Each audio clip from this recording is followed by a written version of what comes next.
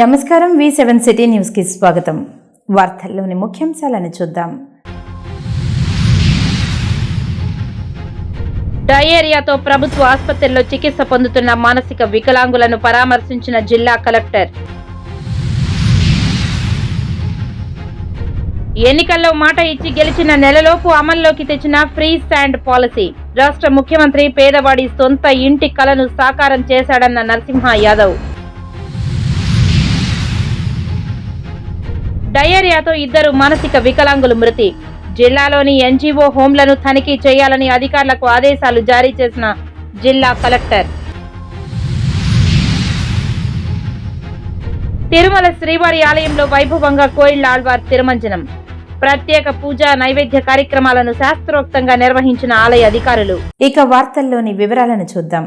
తిరుమల శ్రీవారి ఆలయంలో జూలై 16వ తేదీ సాలకట్ల ఆనివారి ఆస్థానం పర్వదినాన్ని పురస్కరించుకొని మంగళవారం కోయిల్ ఆళ్వార్ తిరుమంజనం ఘనంగా శాస్త్రోక్తంగా నిర్వహించారు. సంవత్సరంలో 4 సార్లు అనగా ఉగాది, ఆనివారి ఆస్థానం, బ్రహ్మోత్సవాలు, వైకుంఠ ఏకాదశి పర్వదినాల ముందు వచ్చే మంగళవారం కోయిల్ ఆళ్వార్ తిరుమంజనం నిర్వహించడం ఆనవాయితీగా వస్తోంది. ఈ సందర్భంగా ఆనంద నిలయం మొదలుకొని బంగారు వాకిలి వరకు శ్రీవారి ఆలయం లోపల ఉన్న ఉప దేవాలయాలు, ఆలయ ప్రాంగణం, పోటు, గోడలు, పైకప్పు, పూజా సామాగ్రి తదితర వస్తువులను నీటితో శుభ్రం చేస్తారు. స్వామివారి మూల విరాట్ను పట్టు వస్త్రంతో పూర్తిగా కప్పి ఉంచి శుద్ధి అనంతరం నామకోపు, శ్రీచూర్ణం, కస్తూరి పసుపు, పచ్చాకు, గడ్డ కర్పూరం, గంధం పొడి, కుంకుమ, కచిలిగడ్డ తదితర సుగంధ ద్రవ్యాలు కలగలిపిన పవిత్ర పరిమళ జలాన్ని ఆలయమంతటా ప్రోక్షణ చేశారు. ఆ తర్వాత స్వామివారి మూల విరాట్కు కప్పిన పట్టు వస్త్రాన్ని తొలగించి ప్రత్యేక పూజ నైవేద్యం కార్యక్రమాలను అర్చకులు శాస్త్రోక్తంగా నిర్వహించారు. అనంతరం భక్తులకు సర్వదర్శనం ప్రారంభిస్తారు. ఈ సందర్భంగా అష్టదళ పాద పద్మారాధన సేవను టీటీడీ రద్దు చేసింది. కోయిల్ ఆళ్వార్ తిరుమంజనం సంవత్సరానికి 4 సార్లు చేస్తామనేది మీకు తెలిసిందే. ఈసారి అనివార్య ఆస్థానం ముందు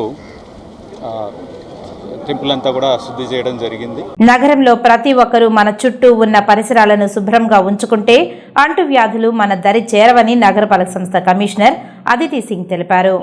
నగరపాలక సంస్థ పరిధిలోని తిమ్మానాయుడుపాలెం, హరిజనవాడ, రేణిగుంట, ఉప్పరపాలెం తదితర ప్రాంతాలలో హెల్త్, ఇంజనీరింగ్ అధికారులతో కలిసి మంగళవారం తెల్లవారుజామున నుండి కమిషనర్ పారిశుద్ధ్య పనులు, త్రాగునీటి సరఫరాను కమిషనర్ తనిఖీ చేశారు. ఈ సందర్భంగా కమిషనర్ మాట్లాడుతూ డెంగ్యూ, డయేరియా వంటి వ్యాధులు ప్రబలకుండా నగరపాలక సంస్థ తరఫున ఎన్ని చర్యలు చేపట్టినా వాటికి ప్రజల సహకారం కూడా ఉండాలని అన్నారు. ప్రస్తుతం వర్షాలు కురుస్తున్నాయని మీ ఇంటి పరిసరాలను పరిశుభ్రంగా ఉంచుకోవాలని అన్నారు. తద్వారా విషజ్వరాలు, అంటువ్యాధులకు కారణమైన దోమలు తదితరాలు పెరగకుండా ఉంటాయని అన్నారు. ముఖ్యంగా ఇండ్ల వద్ద ఎక్కువ రోజులు నీరు నిల్వ ఉండకుండా చూడాలని ప్రజలకు సూచించారు. వారంలో ఒకరోజు డ్రై డే పాటించాలని తెలిపారు. ప్రజల సహకారంతోనే వ్యాధులు రాకుండా అడ్డుకట్ట చేయగలమని ప్రజలు తమకు సహకరించాలని కోరారు. మురుగునీటి కాలువల్లో ఎక్కడా చెత్త ఉండకుండా, లార్వా పెరగకుండా ఎప్పటికప్పుడు శుభ్రం చేయాలని సిబ్బందిని ఆదేశించారు. కాలువల్లో గుంటలు, ఆయిల్ బాల్స్ వేయాలని, మలేరియా మందులు పిచికారీ చేయాలని, బ్లీచింగ్ చల్లాలని సిబ్బందికి తెలిపారు. నగరంలో ఎక్కడా త్రాగునీరు కలుషితం కాకుండా తగు చర్యలు తీసుకోవాలని అన్నారు. వర్షం కురుస్తున్న నేపథ్యంలో పారిశుద్ధ్య పనులు మరింత మెరుగ్గా చేపట్టాలని అన్నారు. అంటువ్యాధులు ప్రబలకుండా చర్యలు చేపట్టాలని అన్నారు. కమిషనర్ వెంట మున్సిపల్ హెల్త్ ఆఫీసర్ డాక్టర్ యువ అన్వేష్ రెడ్డి, శానిటరీ సూపర్వైజర్ చెంచయ్య, సుమతి తదితరులు ఉన్నారు. తిరుపతిలో డయేరియా ప్రబలి 2 మానసిక వికలాంగులు మృతి చెందారు. ఈ ఘటన సంచలనం రేపింది. అలర్ట్ అయిన జిల్లా వైద్య ఆరోగ్య శాఖ అధికారులు ప్రత్యేక చర్యలను చేపట్టారు. తిరుపతి పద్మావతిపురంలోని పాస్ మానసిక వికలాంగుల కేంద్రంలో డయేరియా ప్రబలి 2 మానసిక వికలాంగులు చనిపోగా 15 మంది రొయ్య ఆసుపత్రిలో చికిత్సను పొందుతున్నారు. వారిలో 9 మందికి పరిస్థితి విషమంగా ఉంది. ఈ ఘటనతో జిల్లా ప్రజలు ఒక్కసారిగా ఉలిక్కిపడ్డారు. నెల రోజుల వ్యవధిలో జిల్లాలో 6 మంది డయేరియాతో చనిపోవడం సంచలనంగా మారింది. వారం క్రిందట వరదైపాళెం మండలంలో 2, గూడూరు మండలంలో 2 డయేరియాతో చనిపోయారు. తాజాగా పాస్ మానసిక వికలాంగుల కేంద్రంలో 2 మానసిక వికలాంగులు చనిపోయారు. దాదాపు 15 మంది చికిత్స పొందుతున్నారు. దీంతో అలర్ట్ అయిన జిల్లా వైద్య ఆరోగ్య శాఖ నివారణ చర్యలను ప్రారంభించింది.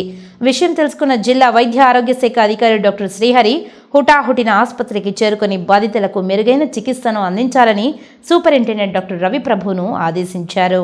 మరో ప్రక్క ర్యాపిడ్ వైద్య బృందం పాస్ మానసిక వికలాంగుల కేంద్రానికి చేరుకొని అక్కడ వాళ్లు వినియోగించిన నీటిని, ఆహార పదార్థాలను సేకరించారు. అక్కడ మెడికల్ క్యాంపు ఏర్పాటు చేసి మిగిలిన పిల్లలకు వైద్య సేవలను అందిస్తున్నారు. ఈ ఘటనపై జిల్లా వైద్య ఆరోగ్య శాఖ అధికారి డాక్టర్ శ్రీహరి మాట్లాడుతూ, పాస్ మానసిక వికలాంగుల కేంద్రంలో 3 రోజుల ముందు డయేరియా ప్రబలిందని నిర్వాహకులు ఓ ఆయుర్వేద వైద్యుని చేత వైద్యం అందించారని తెలియజేశారు. బాధితులు ఎక్కువ కావడంతో అప్పుడు రొయ్య ఆసుపత్రికి తరలించారని పేర్కొన్నారు. డయేరియా ప్రబలడానికి గల కారణాలను తెలుసుకునేందుకు జిల్లా కలెక్టర్ ఆదేశాలతో ఓ కమిటీని వేశామని పేర్కొన్నారు. ఇప్పటికే జిల్లాలోని అన్ని మానసిక వికలాంగుల కేంద్రాలతో పాటు వృద్ధాశ్రమంలో సైతం అంటువ్యాధులు ప్రబలకుండా చర్యలు తీసుకుంటున్నామని వివరించారు. రొయ్య ఆసుపత్రి సూపరింటెండెంట్ డాక్టర్ రవిప్రభు మాట్లాడుతూ, డయేరియా కేసులు వైద్యం కోసం రొయ్య ఆసుపత్రిలో ప్రత్యేక వార్డును ఏర్పాటు చేయడం జరిగిందని తెలిపారు. 24 గంటలు వైద్యులు, వైద్య సిబ్బంది, మందులు అందుబాటులో ఉంచామని వివరించారు. డయేరియా లక్షణాలు ఉన్నవారు వెంటనే అశ్రద్ధ చేయకుండా ఆసుపత్రిలో చేరాలని సూచించారు. రొయ్యలో చికిత్స పొందుతున్న వారికి మెరుగైన వైద్య సేవలను అందిస్తున్నామని పేర్కొన్నారు. పాస్ మనో వికాస్ కేంద్రం వీళ్ళకి మంచి పేరు ఉంది. ఎప్పుడు కూడా ఎటువంటి సంఘటన ఇంతవరకు జరగలేదు 20 ఏళ్ళుగా. మరి ఈ సంఘటన జరగడం నిజంగా దురదృష్టకరము. మరి ఏ కాంటామినేటెడ్ ఫుడ్డా లేదా కాంటామినేటెడ్ వాటరా, లేకపోతే పంచాయతీ నుంచి వాటర్లో ఏదైనా ప్రాబ్లం ఉందా, ఏదైనా చుట్టూ, ఎందుకంటే ఈ మధ్యలో డయేరియా ఎక్కువగా రాష్ట్ర వ్యాప్తంగా డయేరియా వస్తూ ఉంది.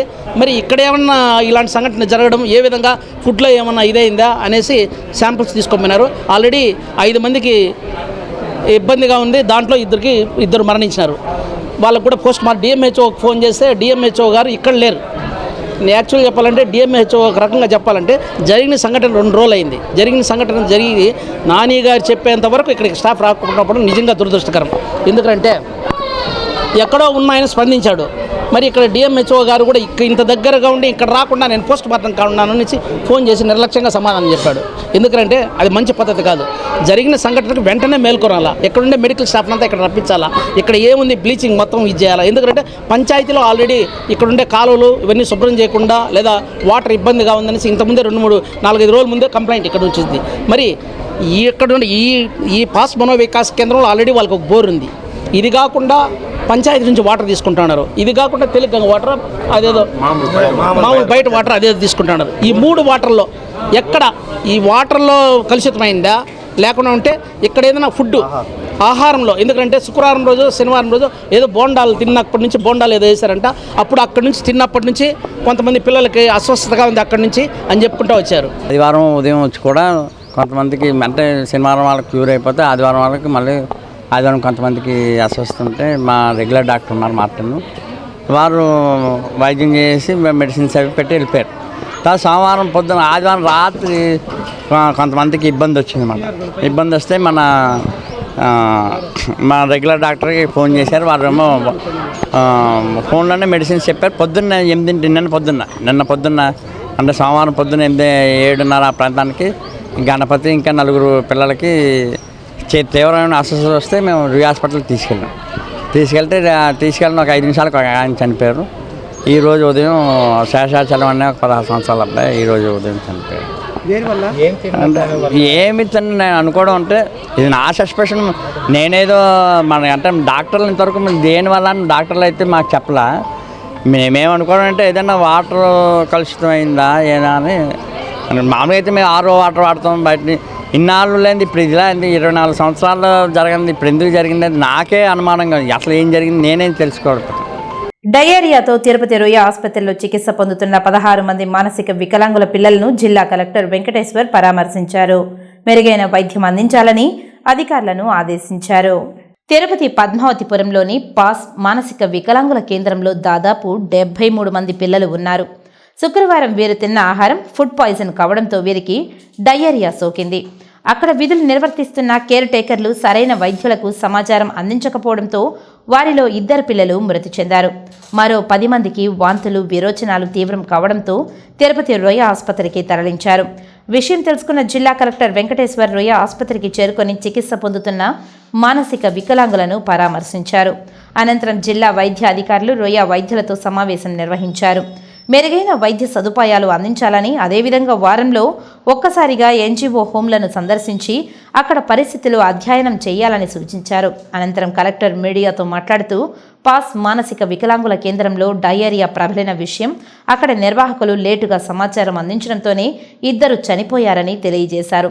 ప్రస్తుత చికిత్స పొందుతున్న 16 మందిలో 14 మంది సంపూర్ణ ఆరోగ్యంతో ఉన్నారని, 2కి మాత్రం పరిస్థితి విషమంగా ఉందని, వారిని మెరుగైన వైద్యం కోసం స్విమ్స్కు తరలిస్తున్నట్లు వెల్లడించారు. జిల్లాలోని అన్ని ఎన్జీఓ హోంలను తనిఖీ చేయాలని అధికారులకు ఆదేశించామని, ఎక్కడా ఎలాంటి వైద్య సమస్యలు, అంటువ్యాధులు ప్రబలకుండా తగిన చర్యలు తీసుకుంటామని తెలిపారు.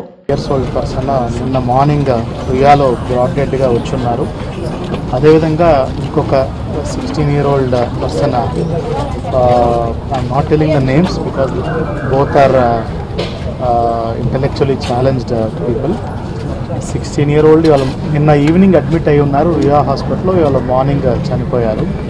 సో వీళ్ళిద్దరు కూడా మనకి పాస్ ఎన్జిఓ మనకి ఏదైతే ఇంటలెక్చువల్లీ రిటార్డెడ్, మెంటలీ రిటార్డెడ్ వాళ్ళకి ఒక ఎన్జిఓ నడిపిస్తున్నాము. అది ప్రైవేట్ ఎన్జిఓ, బట్ దానికి 70% మనకి ministry of social justice, government of India నుంచి కూడా ఫండ్స్ అనేవి అందుతున్నాయి. సో వీళ్ళు గడిచిన 24 సంవత్సరాల నుంచి తిరుపతిలోనే ఈ సేవలన్నీ అందిస్తున్నారు. ఇక్కడ సుమారుగా 72 మంది ఉన్నారు షెల్టర్లో. వీళ్ళు రైట్ ఫ్రమ్ 6 years నుంచి సుమారుగా 40-45 years వాళ్ళు కూడా ఉన్నారు. సో వీళ్ళకి శనివారం మధ్యాహ్నం వీళ్ళు అక్కడ లోకల్గా ఇన్ హౌస్లోనే పెట్టినటువంటి బోండా 2 కూరలు ఏదో పెట్టారు. తిన్న తర్వాత నుంచి సండే మార్నింగ్ నుంచి వీళ్ళకి ఎపిసోడ్స్ స్టార్ట్ అయినాయి. కొంతమందికి ఒక 3-4 ముందుగా డయేరియా స్టార్ట్ అయింది, వాంతులు, విరోచనాలు, ముఖ్యంగా విరోచనాలు ఎక్కువ వచ్చినాయి. సబ్సిక్వెంట్గా వాళ్ళకి ఇన్ హౌస్లోనే ఒక బిఏఎంఎస్ ఆయుర్వేదిక్ డాక్టర్ కూడా వాళ్ళు ఇప్పుడు కన్సల్ట్ అవుతూ ఉంటారు. వాళ్ళు ఇన్ హౌస్లోనే ఎన్జిఓలోనే ఆన్ కాల్ పనిచేస్తూ ఉంటారు. వాళ్ళకి ఫోన్ చేసి అక్కడ ఉన్నటువంటి కేర్ టేకర్స్ ఏమేమి మెడిసిన్స్ తీసుకోవాలనేది కూడా కనుక్కొని ఓఆర్ఎస్, అదేవిధంగా మెట్రోజిల్ ఇవన్నీ ఇవ్వడం జరిగింది. అయినప్పటికీ కొంతమందికి తగ్గలేదు. కూటమి ప్రభుత్వం అధికారంలోకి వచ్చిన వెంటనే ముఖ్యమంత్రి నారా చంద్రబాబు నాయుడు సంస్కరణల దిశగా యువతకు ఉద్యోగాలు తొలి సంతకం చేశారని, దీంతో రాష్ట్ర అభివృద్ధికి శ్రీకారం చుట్టారని తిరుపతి మాజీ ఎమ్మెల్యే సుగనమ్మ పేర్కొన్నారు. తిరుపతి ప్రెస్ క్లబ్లో సోమవారం ఏర్పాటు చేసిన మీడియా సమావేశంలో ఆమె మాట్లాడారు. రాష్ట్రంలోని ప్రజలు వైకాపా ప్రభుత్వంపై ఉన్న వ్యతిరేకతతో వన్ సైడ్ ఓట్లు వేసి కూటమి ప్రభుత్వాన్ని అధికారంలోకి తీసుకువచ్చారని ఆమె తెలిపారు. పెన్షన్ పొందుతున్న లబ్ధిదారులకు 4,000తో పాటు మరో 3,000 అదనంగా కలిపి 7,000 రూపాయలు అవ్వా తాతలకు ఇవ్వడం జరిగిందని తెలిపారు. వాలంటీర్ల వ్యవస్థతో పని లేకుండా లబ్ధిదారులకు పెన్షన్ ఇచ్చామని అన్నారు. Nara Chandrababu Naidu land title act రద్దుతో భూస్వాములు ఎక్కువ మంది హర్షం వెల్లబుచ్చారని పేర్కొన్నారు. పేదవాడి కడుపు నిండేందుకు 5 రూపాయలతోనే కడుపు నిండా ఆహారం లభించే రీతిలో అన్నా క్యాంటీన్లు ప్రారంభించడం ఆకర్షణీయమని అన్నారు. పేదవాడి సొంత ఇంటి కల సాకారం చేసేందుకు జీవో నెంబర్ 43 విడుదల చేసి స్ట్రాంగ్ ప్రీ పథకం ద్వారా ఇసుకను పంపిణీ చేయడం ఆశించదగ్గ విషయమని అన్నారు. భవిష్యత్తులో ఎన్నికల మేనిఫెస్టోలో పేర్కొన్నటువంటి అన్ని పథకాలను పూర్తి చేసేందుకు కూటమి ప్రభుత్వం కృషి చేస్తోందని ఆమె తెలిపారు. ఈ విలేకరుల సమావేశంలో తెలుగుదేశం పార్టీ నాయకులు దంపూరి భాస్కర్ యాదవ్ తదితరులు పాల్గొన్నారు. ల్యాండ్ టైటిలింగ్ యాక్ట్ ద్వారా రాష్ట్రంలో ఉన్నటువంటి 1 ఎకరా భూమి భూస్వామి నుంచి కూడా వందలాది వేలాది ఎకరాలు కలిగినటువంటి భూస్వాములంతా కూడా ఊరట లభించడం జరిగింది. అదే విధంగా మరి పెన్షన్ ఏదైతే తీసుకుంటున్నటువంటి మన అవ్వాతాతలు కానివ్వండి, వితంతువులు కానివ్వండి, అంగవికలులు కానివ్వండి, వాళ్ళంతా కూడా ఈరోజు మరి ఎంతో ఉత్సాహంతో వాళ్ళకి 4,000 పెన్షన్ పెంచడం, 3,000 నుంచి ఏకంగా ఒకేసారి 1,000 రూపాయలు పెంచడం అనేది వాళ్ళు గత ప్రభుత్వాల్లో చూడలేదు. చెప్పినటువంటిది కూడా గత ప్రభుత్వంలో జరగలేదనేది వాళ్ళు గమనించి వాళ్ళందరూ కూడా మరి ఏకపక్షంగా కూటమి అభ్యర్థులను గెలిపించిన దాంట్లో వాళ్ళు కూడా భాగస్వాములు అయ్యారు. వారికి ఈ రోజున ప్రభుత్వం రాకముందే ఎన్నికల మేనిఫెస్టోలోనే, ఎన్నికల ప్రచారంలోనే ఏప్రిల్ మాసం నుంచి కూడా నేను మీకు పెంచినటువంటి పెన్షను అంటే 3,000 ఇస్తున్నాం కదా, 1,000 రూపాయలు ఏప్రిల్, మే, జూన్ మాసాలకు కూడా పెంచి ఆ 1,000 రూపాయల బ్యాలెన్స్తో కూడా 4,000 కలిపి దాదాపు 7,000 ఇస్తానన్నారు. ఆ 7,000 తూచా తప్పకుండా ఒకే 1వ తారీఖున వాలంటీర్ వ్యవస్థ లేకుండా మరి ఒకే రోజు 99% పంచారు అంటే అది కూటమికి ఉన్నటువంటి ఒక నిబద్ధత కానివ్వండి, ఒక మరి అనుభవరాహిత్యమైనటువంటి పరిపాలన, అనుభవంతో కలిగినటువంటి పరిపాలన కానివ్వండి అందించడంలో మరి కూటమి నేతలు, ముఖ్యంగా మన చంద్రబాబు నాయుడు గారు 4వ విడతగా ముఖ్యమంత్రి అయ్యి ఇలాంటివన్నీ కూడా సాధ్యం చేయగలుగుతున్నారంటే అది ఆయనకు ఉన్నటువంటి అనుభవం అని కూడా ప్రజలందరూ ఈరోజు గమనిస్తున్నారు. పేదవాడి సొంత ఇంటి కళ సహకారం చేసేందుకు రాష్ట్ర ప్రభుత్వం ఉచిత ఇసుక పాలసీని ప్రవేశపెట్టిందని టీడీపీ తిరుపతి పార్లమెంట్ అధ్యక్షులు జి. నరసింహ యాదవ్ తెలిపారు. తిరుపతి ప్రెస్ క్లబ్లో మంగళవారం సాయంత్రం జరిగిన విలేకరుల సమావేశంలో ఆయన మాట్లాడారు. ఎన్నికల్లో ఇచ్చిన హామీని చంద్రబాబు అధికారంలోకి వచ్చిన నెల రోజుల్లోనే అమలు చేశారని అన్నారు. ఫ్రీస్ అండ్ పాలసీ అమలు చేస్తూ జీవో నెంబర్ 43ను విడుదల చేయడం బడుగు బలహీన వర్గాల అభ్యున్నతికి, రాష్ట్ర ప్రగతికి బాటగా నిలిచిందని అన్నారు. గతంలో జగన్మోహన్ రెడ్డి ప్రభుత్వం ఇసుక మాఫియాను నడిపించి ఒక్క ఇసుక కుంభకోణం ద్వారానే సుమారు 50,000 కోట్ల రూపాయలకు పైగా ప్రజాధనాన్ని కొల్లగొట్టారని ఆయన విమర్శించారు. పేదలు ఇల్లు కట్టుకోవడానికి 5 లక్షల రూపాయలు ఖర్చు అయితే అందులో ఇసుక కొనడానికి 3 లక్షల రూపాయలు ఖర్చు పెట్టాల్సిన పరిస్థితి ఉంటుందని ఆయన అన్నారు. అక్రమ ఇసుక తవ్వకాలను నిరోధిస్తూ రాష్ట్ర ప్రజల ప్రగతి అధ్యాయంగా ఈ పాలసీ రూపొందించారని, దీనిపై నిరంతరం విజిలెన్స్ పర్యవేక్షణ ఉంటుందని అన్నారు. తిరుపతిలో వైకాపా ప్రభుత్వంలో జరిగినటువంటి పలు అక్రమాలకు సంబంధించిన ఎవరైనా భక్తులు, స్థానికులు, ఉద్యోగస్తులు సమాచారం ఇవ్వదలుచుకుంటే టీడీపీ తిరుపతి పార్లమెంట్ కార్యాలయానికి సమాచారం అందజేయవచ్చునని ఆయన ఈ సందర్భంగా సూచించారు. తిరుపతిలో అభివృద్ధి పేరుతో వేసిన రోడ్ల విషయంలోనూ, తిరుమలలో అక్రమంగా తరలించిన విషయంలోనూ ప్రభుత్వంకు బహిరంగంగా లేఖ ద్వారా సమాచారం ఇవ్వడం జరుగుతుందని, దీనిపై రాష్ట్ర ప్రభుత్వం సమగ్ర విచారణ చేసి దోషులు తప్పక శిక్షిస్తారని ఆయన తెలిపారు. ఈ విలేకరుల సమావేశంలో తెలుగుదేశం పార్టీ నాయకులు కట్టా జయరాం యాదవ్, హేమంత్ యాదవ్, మహేష్ తదితరులు పాల్గొన్నారు. బిల్డింగ్ కార్మికులందరూ కూడా ఏ విధంగా సంబరాలు జరుపుకొని వాళ్ళ ఆనందాన్ని వ్యక్తం చేశారో మనం చూసాం. ఎందుకంటే ఈరోజు మొత్తం కన్స్ట్రక్షన్ ఫీల్డ్ అంతా కూడా కుదేలు చేసేసినారు. ఒక ఇంటికి 5 లక్షల నిర్మాణానికి అయితే 3 లక్షల రూపాయలు ఇసుక ఇచ్చేయాలి. ఇంకెక్కడ నిర్మాణాలు చేసే పరిస్థితులు ఉన్నాయి. కాబట్టి ఈ రాష్ట్రంలో ఇసుక మాఫియా ఏ విధంగా ప్రజాధనాన్ని దండుకునిందో మనం చూసాం. వాటన్నిటిపైన కూడా విచారణ జరిపించి దోషులైన వారి అందరిపైన కూడా చర్యలు తీసుకోవడానికి ఈరోజు శ్రీ చంద్రబాబు నాయుడు నాయకత్వంలో ప్రభుత్వం ముందుకు రావడం జరుగుతుంది. అదేవిధంగా ఈరోజు అనేక రంగాల్లో కూడా అనేక మంది అధికారులు కూడా ఇన్వాల్వ్ అయినారు చాలా దాంట్లో. నిన్న కూడా చూస్తే తిరుమల తిరుపతి దేవస్థానానికి సంబంధించి ఎక్కడెక్కడ అక్రమాలు జరిగాయి, ఎక్కడెక్కడ శ్రీవారి సొమ్ము ఏ విధంగా అటు వైసీపీ శ్రేణులు కానీ అటు జగన్మోహన్ రెడ్డికి సంబంధించిన వారు ఏ విధంగా దోచుకున్నారో వాటన్నిటిపైన కూడా విచారణ జరపమని తెలుగుదేశం పార్టీ పరంగా కూడా రిటర్న్గా కూడా కంప్లైంట్ ఇవ్వడం జరిగింది. ఎందుకంటే శ్రీవారి సొమ్మును ఏ విధంగా గత 5 సంవత్సరాలు ఏ విధంగా వీళ్ళు కాంట్రాక్టర్లు ఇవ్వడం కానీ, ఏ విధంగా ఆ రోజు వాళ్ళ పార్టీ అభ్యర్థి గెలవడానికి ఏ విధంగా అటు కరుణాకర్ రెడ్డి సంబంధించి కానీ అటు ధర్మారెడ్డికి సంబంధించి కానీ పూర్తి స్థాయిలో విచారణ జరిపి ఖచ్చితంగా కూడా దేవుని సొమ్ముని ఏ విధంగా వీళ్ళు దోచేశారో ప్రజల ముందు ఉంచి దానికి బాధ్యులైన వారిని కఠినంగా కూడా శిక్షించాలని సిఐడి కానీ లేదా విజిలెన్స్ ద్వారా కానీ వెంటనే కూడా పూర్తి స్థాయిలో విచారణ జరిపి వాళ్ళని శిక్షించాలని కూడా తెలుగుదేశం పార్టీ పరంగా మా నాయకులు నిన్న రిటర్న్గా కూడా కంప్లైంట్ ఇవ్వడం జరిగింది. ఆర్ఆర్ ఫౌండేషన్ సభ్యుని జన్మదినాన్ని పురస్కరించుకొని అలిపిరి బస్టాండ్ వద్ద సుమారు 200 మందికి అనాథులకు, అభాగ్యులకు అన్నదానం చేశారు.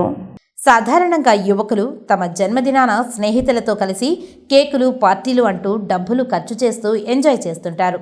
అయితే కొందరు అందుకు భిన్నంగా వ్యవహరిస్తున్నారు. తిరుపతి నగరంలోని ఆర్ఆర్ ఫౌండేషన్ వ్యవస్థాపకులు ఆర్ఆర్ యాదవ్ మొదలుపెట్టిన సేవా కార్యక్రమాలను చూసి ఎంతోమంది సేవా తత్పరంతో అలవాటు చేసుకున్నారు. తమ పుట్టినరోజున పేదలకు అన్నదానాలు, అభాగ్యులకు చేయూతను అందించడం ద్వారా యువత ఆనందం వ్యక్తం చేస్తున్నారు. మంగళవారం ఫౌండేషన్ సభ్యుడు వెంకటేష్ జన్మదినం సందర్భంగా ఫౌండేషన్ అధ్యక్షుడు ఆర్ఆర్ యాదవ్ ఆధ్వర్యంలో బస్టాండ్ వద్ద అనాథులకు, అభాగ్యులకు అన్నదానం నిర్వహించారు. అలాగే సోమవారం రాత్రి గాజుల మన్యంలో శుభకార్యంలో మిగిలిన ఆహారాన్ని ఆర్ఆర్ ఫౌండేషన్ అధ్యక్షుడు ఆర్ఆర్ యాదవ్కు సమాచారం ఇవ్వగా ఆయన సొంత వాహనంలో ఫుట్పాత్పై ఉన్న అభాగ్యులకు ఆహారాన్ని అందజేశారు. ఈ కార్యక్రమంలో ఫౌండేషన్ సభ్యులు మణి, చిరంజీవి, చంద్ర, హోంగార్డ్ చిరంజీవి, రామునాయుడు తదితరులు పాల్గొన్నారు. ఈరోజు నా మిత్రుడు వెంకీ జన్మదిన వేడుకల సందర్భంగా లేని వ్యక్తులకు ఆర్ఆర్ ఫౌండేషన్ ఆధ్వర్యంలో 200 మందికి అన్నదానం చేయడం జరిగింది. అదేవిధంగా ఎన్నో సేవా కార్యక్రమాల్లో నా మిత్రుడు ముందరుండి అన్నం లేని వ్యక్తులు కానీ, బడికి వెళ్ళే పిల్లలకి పుస్తకాల కాడ నుంచి కానివ్వండి, ప్రతి ఒక్క అవసరమైన వస్తువులకు ముందరుండి ఆర్ఆర్ ఫౌండేషన్ ద్వారా ఎన్నో సేవా కార్యక్రమాలు చేశారు. అలాంటి నా మిత్రుడు వెంకటేష్కి జన్మదిన వేడుకల సందర్భంగా 200 మందికి అన్నదానం చేయడం జరిగింది. యువత అందరూ కూడా కలిసి ఫౌండేషన్ ద్వారా ఆర్ఆర్ ఫౌండేషన్ వ్యవస్థాపక అధ్యక్షుడు ఆర్ఆర్ రమణ అన్నగారు ఆధ్వర్యంలో వెంకటేష్ గారు జన్మదిన వేడుకలు 200 మందితో నిరుపేదలు, రోడ్డు మీద ఉండే అభాగ్యులు అందరికీ ఈరోజు మంచి ఫుడ్ కానీ, వాటర్ బాటిల్ కానీ అన్ని సేవా కార్యక్రమం ఈరోజు చేయడం జరిగింది.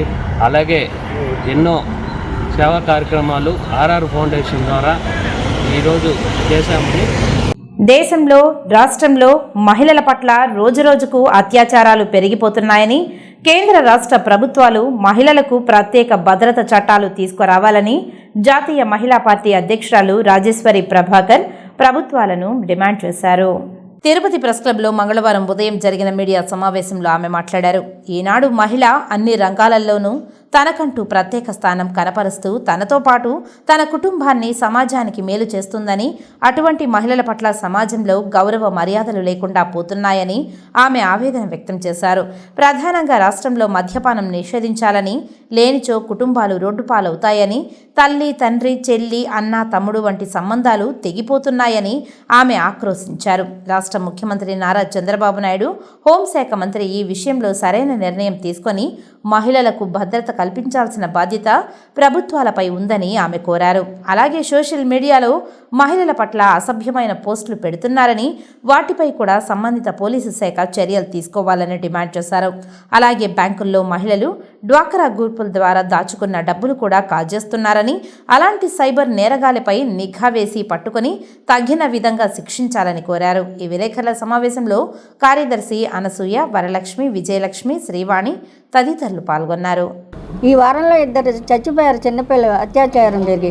దానికి వాళ్ళకి నష్టపరిహారం ఇస్తున్నారు కానీ ఇలాగా జరగకూడదు, దీనికి ఒక పరిష్కారం ఏంటి, ఎందుకు ఇలాగ జరుగుతుందని చెప్పేసి ఎవరు ఆలోచించట్లేదు. ఒక నష్టపరిహారం ఇస్తారు, కొంతమంది మహిళా సభ్యులేంటి, మహిళా సంఘాలేంటి ఒకరోజు ధర్నా చేస్తాయి, అంతతో సరిపోతుంది. అంతేగాని అసలు ఎందుకు ఇలాగ జరుగుతుంది?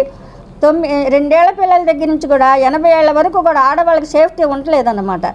వాళ్ళ మీద అత్యాచారాలు ఎలాగ పడితే అలాగ జరుగుతున్నాయి అన్నమాట. ఇంట్లో వాళ్ళు కూడా దాని గురించి పట్టించుకోకుండా తెల్లారు లేస్తే ఉద్యోగాలు, పిల్లల్ని పెంచాలి, అధిక ధరలు, ఎలాగ బతకాలి, సరైన జీతాలు, దీని గురించి ఆలోచిస్తున్నారు కానీ ఆడపిల్లల గురించి అస్సలు ఆలోచించటం లేదు.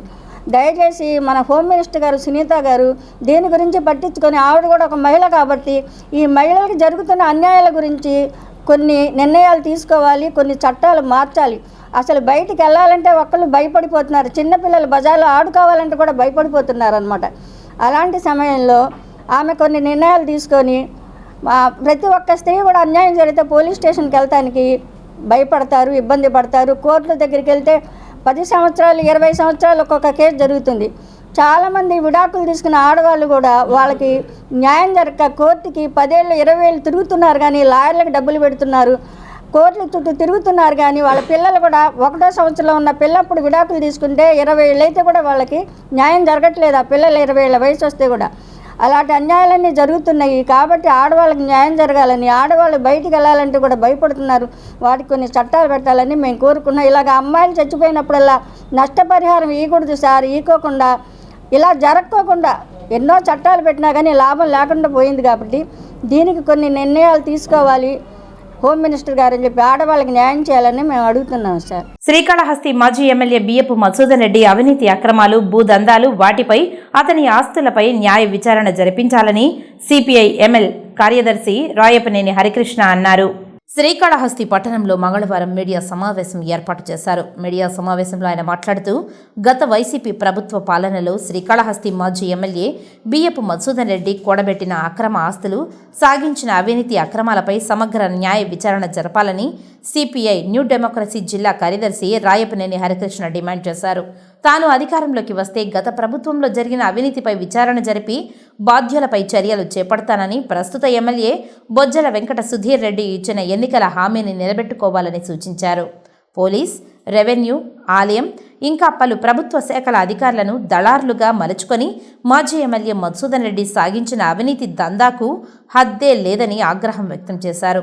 ఆయన పీఏగా వ్యవహరించిన గుణశేఖర్ రెడ్డి షాడో ఎమ్మెల్యేగా వ్యవహరించి పెద్ద ఎత్తున అక్రమాస్తులు కూడబెట్టారని, ఆయనపై కూడా విచారణ జరిపి ఉపాధ్యాయ విధుల నుంచి సస్పెండ్ చేయాలని డిమాండ్ చేశారు. శ్రీకాళహస్తీశ్వర ఆలయంలో గత 5 ఏళ్లలో భారీ ఎత్తున అవినీతి చోటు చేసుకుందని, ముఖ్యంగా వెండి నిల్వలు, కొనుగోళ్లు, నాగపడగల విషయంలో మాజీ ఎమ్మెల్యే అక్రమాలకు పాల్పడ్డారని ఆరోపించారు.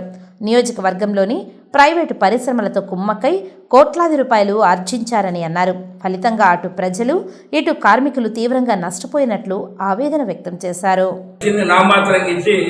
అధికారులు ఎమ్మెల్యే మాజీ ఎమ్మెల్యే కుమ్మక్కయ్యి కోట్లాది రూపాయలు కాజేసి చేశారు. డెవలప్మెంట్ పేరుతో మట్టి తోలి, గ్రావెల్ తోలి, బూడిద పోసేసి ఇల్లు నిర్మిస్తున్నారు ఈరోజు అక్కడ. కానీ అవి ఏమాత్రం కూడా నివాసానికి యోగ్యం లేనటువంటి ఇల్లు కట్టించారు. ఈరోజు మంచి వర్షాలు వస్తే పడిపోయేదానికి సిద్ధంగా ఉన్నాయి.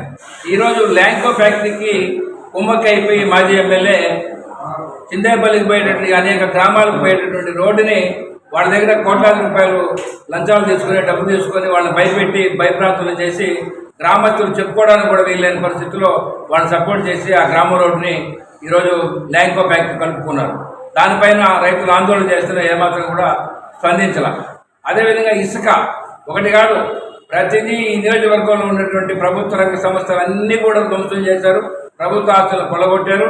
తన ఆస్తిని పెంచుకున్నాడు. కాబట్టి ఆ ఆస్తులపైన సమగ్ర విర్యాదం జరిపి పేదలకు మొత్తం ప్రభుత్వ భూములైతే పేదలకు పంచాలని చెప్పేసి, ప్రైవేట్ వాళ్ళ దగ్గర అయితే ఏదైతే దందాలు చేసి ఆక్యుపై చేశారో వాళ్ళందరూ కూడా దాన్ని స్వాధీనం చేయాలని, ఇతని పైన క్రిమినల్ యాక్టివిటీ చేసినటువంటి వాళ్ళపైన చర్యలు తీసుకోవాలని. శ్రీకాళహస్తీశ్వర ఆలయంలో అన్ని విషయాలపైన విజిలెన్స్ తనిఖీలు చేసి విచారణ చేసి శ్వేతపత్రం విడుదల చేయాలి.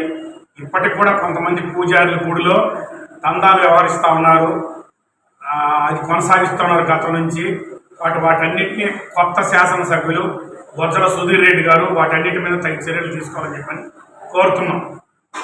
కాళహస్తి రూరల్ మండలం, కాళహస్తి అర్బన్లో, ఏర్పేడు, రేణుగుంట, తొట్టంపేడి మండలాలన్నింటిలో కూడా ఇసుక ఇష్టారాజ్యంగా తోడేశారు. ఫ్యాక్టరీల్లో దౌర్జన్యం చేశారు. చిందేపల్లికి వెళ్ళే ల్యాంకో ఫ్యాక్టరీ మధ్యలో ఉండే రోడ్డును ఆక్రమించడానికి బియ్యం మధుసూదన్ రెడ్డి ప్రత్యక్షంగా పరోక్షంగా ఆయన ప్రభుత్వం సహకరించారు. కాబట్టి దాన్ని వెంటనే ఖాళీ చేసి ఇవాళ అప్పగించాలి. అదేవిధంగా గుణశేఖర్ రెడ్డి ఎమ్మెల్యేకి మించిన స్థాయిలో అధికారులపైన ఒత్తిడి చేశారు. రెవెన్యూ, ఫారెస్టు, విద్యాశాఖ, మెడికల్ అండ్ హెల్త్, దేవాదాయ శాఖ ఒకటేనంటే అన్ని రకాల ఉద్యోగస్తుల బదిలీలో కోట్ల రూపాయలకి వసూలు చేశారు. వాటన్నిటిపైన విచారణ చేయాలని చెప్పేసి తిరుమలలో అక్రమంగా గదులను తీసుకుని భక్తులకు అధిక ధరలకు విక్రయిస్తూ మోసం చేస్తున్న 2 దళార్లను పోలీసులు అరెస్టు చేశారు. తిరుమలలోని సీసీటీవీ ఫుటేజీలో వీరు తరచూ గదులను తీసుకోవడాన్ని గుర్తించడంతో టీటీడీ విజిలెన్స్ అదుపులోకి తీసుకుని పోలీసులకు అప్పగించారు. దీనిపై కేసు నమోదు చేసి దర్యాప్తు చేస్తున్నారు పోలీసులు. సిఐ సత్యనారాయణ కథనం మేరకు 2 నెలల్లో 45 గదులు తీసుకున్నారు. భక్తుల ఆధార్ కార్డుతో టీటీడీని మోసం చేస్తూ గదులు పొందుతున్నట్లు గుర్తించారు. నిందితులను కృష్ణా జిల్లాకు చెందిన నాగ బ్రహ్మచారి, వరంగల్కు చెందిన వెంకటేశ్వరరావుగా గుర్తించారు. నిందితులపై కేసు నమోదు చేసి దర్యాప్తు చేస్తున్నారు. విలాసాలకు అలవాటు పడి తిరుమలలో భక్తులను మోసం చేస్తున్నట్లు గుర్తించారు. వీరి వెనుక ఎవరు ఉన్నారనే కోణంలో పోలీసులు విచారణ కొనసాగిస్తున్నారు. కేసు రీచ్ చేసి సమగ్రంగా దర్యాప్తు చేసి వీళ్ళ వెనకాల ఎవరున్నారో, యాత్రికులు ఉన్నారా, ఇంకా వేరే వాళ్ళు ఉన్నారా, రాజకీయ నాయకులు ఉన్నారా, దళారులు ఇంకెవరున్నారు ఏంటని సమగ్రంగా దర్యాప్తు చేస్తాం. కానీ ప్రాథమిక విచారణలో తెలిసింది ఏంటంటే వీళ్ళ ఇద్దరికి ఫ్యామిలీస్ గట్రా ఇక్కడ దగ్గరలో లేకపోవటం, ఒక అతను కృష్ణా జిల్లా, ఒక అతను వరంగల్ ఉండటం. వీళ్ళు 50 రూపాయల రూము, 100 రూపాయల రూములు తీసుకుని 1000 రూపాయలకి యాత్రికుల్ని మభ్యపెట్టి వాళ్ళ దగ్గర అధిక డబ్బులు వసూలు చేసి కిందకి వెళ్ళి చెడు వ్యసనాలకి దానికి బ్యాడ్ హ్యాబిట్స్కి అలవాటు పడి దాని నిమిత్తం ఇలా రూముల వ్యాపారం చేస్తున్నారని చెప్పేసి తెలిసింది. ఏది ఏమైనా సమగ్ర దర్యాప్తు జరిపి వీళ్ళు ఎవరున్నారో, వీళ్ళ వెనకాల ఎవరున్నారు, ఏంటి, వీళ్ళు ఎప్పటి నుంచి వ్యాపారం చేస్తున్నారు అన్నదే సమగ్ర దర్యాప్తు జరిపి వీళ్ళ మీద చట్టపరంగా చర్య తీసుకుంటాం. బోయకొండ గంగమ్మ అమ్మవారి ఆలయంలో ఆషాఢ మాసాన్ని పురస్కరించుకొని ప్రత్యేక పూజలను ఘనంగా నిర్వహించారు. చౌడేపల్లి మండలం దిగువపల్లి గ్రామంలో వెలసి ఉన్న బోయకొండ గంగమ్మ అమ్మవారి ఆలయంలో ఆషాఢ మాసం సందర్భంగా ఆలయ అర్చకులు అమ్మవారికి ప్రత్యేక అలంకరణ చేసి అమ్మవారి దర్శన భాగ్యం కల్పించారు. ఆషాఢ మాసం కావడంతో ఉమ్మడి రాష్ట్రాలైన కర్ణాటక, తమిళనాడు నుంచి అధిక సంఖ్యలో భక్తులు అమ్మవారిని దర్శించి మొక్కులు చెల్లించుకున్నారు. ఆలయ కార్యనిర్వహణాధికారి ఏకాంబరం భక్తులకు మౌలిక వసతులు కల్పించారు. ఆలయ అర్చకులు భక్తులకు తీర్థ ప్రసాదాలను అందజేశారు. ఇప్పుడు కొన్ని సంక్షిప్త వార్తలను చూద్దాం. స్థానిక బైరాగపట్టిలోని మహాత్మాగాంధీ మున్సిపల్ హైస్కూల్ నందు ఉన్న భవిత సెంటర్లో విద్యను అభ్యసిస్తున్న మానసిక వికలాంగుల విద్యార్థులు గత విద్యా సంవత్సరంలో 10వ తరగతిలో 28 మంది ఉత్తీర్ణులయ్యారు. ఈ సందర్భంగా we support charitable trust founder Shrimati Tahasunnisa ఆధ్వర్యంలో ఉత్తీర్ణులైన విద్యార్థులకు మెమంటోలను, సర్టిఫికెట్లను అందించి ఘనంగా సత్కరించారు. ఈ కార్యక్రమంలో ముఖ్య అతిథిగా తిరుపతి జిల్లా విద్యాశాఖ అధికారి డాక్టర్ వి శేఖర్, ఉప విద్యాశాఖ అధికారి కె బాలాజీ, ఎంఈఓ భాస్కర్ తదితరులు హాజరయ్యారు. ఈ సందర్భంగా వారు మాట్లాడుతూ వీ సపోర్ట్ ట్రస్ట్ ద్వారా అనేక సేవా కార్యక్రమాలు చేస్తున్న తహఉన్నీసా బేగంను అభినందించారు. ఈ రోజు భవిత సెంటర్ దివ్యాంగుల విద్యార్థులు 100% ఉత్తీర్ణత సాధించిన సందర్భంగా విద్యార్థుల్లో ప్రేరణ కలిగించడానికి సర్టిఫికేట్లు, మెమంటోలు అందించడం సంతోషంగా ఉందని తెలిపారు. ఈ కార్యక్రమంలో భవిత సెంటర్ ఉపాధ్యాయుని శ్రీమతి కె భవానీ, భవిత సెంటర్ విద్యార్థుల తల్లిదండ్రులు, ఎంజీఎం హైస్కూల్ ప్రధాన ఉపాధ్యాయులు A Murugan, we support charitable trust founder Shrimati Tahasunnisa Begum, Vemana Vignana Kendra founder P Nagarjuna, బాలోత్సవం అధ్యక్షులు నడ్డి నారాయణ, ఎంజీఎం పాఠశాల సీనియర్ ఉపాధ్యాయులు శ్రీమతి ఎం మునిశారద, బండి మధుసూదన్ రెడ్డి తదితరులు పాల్గొన్నారు. చంద్రబాబు పాలన మొదలై మొట్టమొదటిగా ఇసుక పాలసీ తెచ్చి పేదవాడికి ఉచితంగా ఇసుకను అందించడం చంద్రబాబు నాయుడు మార్క్ మొదలైందని శ్రీకాళహస్తి శాసనసభ్యులు బొజ్జల వెంకట సుధీర్ రెడ్డి అన్నారు.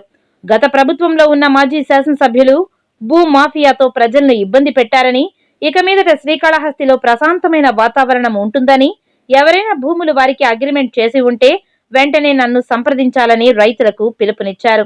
శ్రీకాళహస్తిలో ఇక మీదట రౌడీయిజం ఉండకూడదని, ఎవరైనా రౌడీయిజం చేయాలనుకుంటే వాళ్లు శ్రీకాళహస్తి వదిలి వెళ్లిపోవాలని ఆదేశించారు. ప్రజలు కూడా మీ పనులు ఏవైనా కావాలంటే నేరుగా నన్ను సంప్రదించాలని, ఎవరు కూడా పిఏ దగ్గరకు పోవద్దని తెలిపారు. ఇక మీదట ప్రతి మండలంలో ఒక నాయకుడిని ఏర్పాటు చేసి మీ పనులు ఎక్కడికక్కడ పరిష్కారం అయ్యే విధంగా ఒక సాఫ్ట్వేర్ చేస్తున్నామని అన్నారు. అండ్ ఇమ్మీడియట్గా ఆర్ఎన్బి వాళ్ళకి, స్టేట్ వాళ్ళకి కూడా నేను రేపు పొద్దున మీటింగ్ పెట్టబోతున్నాను.